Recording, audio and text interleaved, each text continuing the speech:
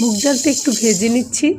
মুগ ডাল তো ভেজে নিতেই হবে, যে কোনো খাবারে দিলে মুগ ডালটা একটু ভেজে হালকা ভেজে দিলে খেতে ভালো লাগে বেশি। আজকে রান্না করা হবে ফুলকপির ঘ্যাট। এটা রান্না করার জন্য সাথে দিয়ে দিচ্ছি আলু, অল্প একটু মূলা, তারপর একটু কালার আসার জন্য একটু গাজরও দিয়ে নিয়েছি। তারপর সব সবজি একসাথে সিদ্ধ বসিয়ে দিয়েছি। আদা রসুন পেস্ট, হলুদ, মরিচ, লবণ, ধনিয়া দিয়ে নেড়ে চেড়ে মিশিয়ে সবজিগুলি অর্ধসিদ্ধ করে নিলাম। তারপর ধুয়ে রাখা মুগ ডালটাও দিয়ে দিলাম, নেড়ে চেড়ে মিশিয়ে দিলাম সবজির সাথে। মুগ ডালটাও সিদ্ধ করে নিব।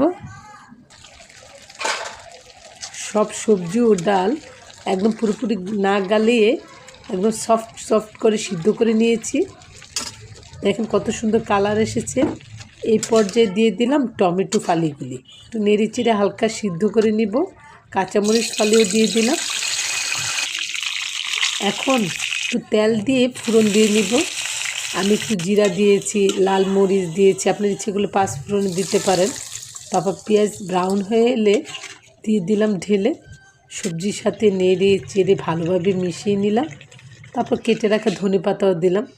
এখন দেখেন কত সুন্দর কালার এসেছে, লাল, সবুজ, কমলা আর হলুদ, কত সুন্দর একটা সবজির কালার।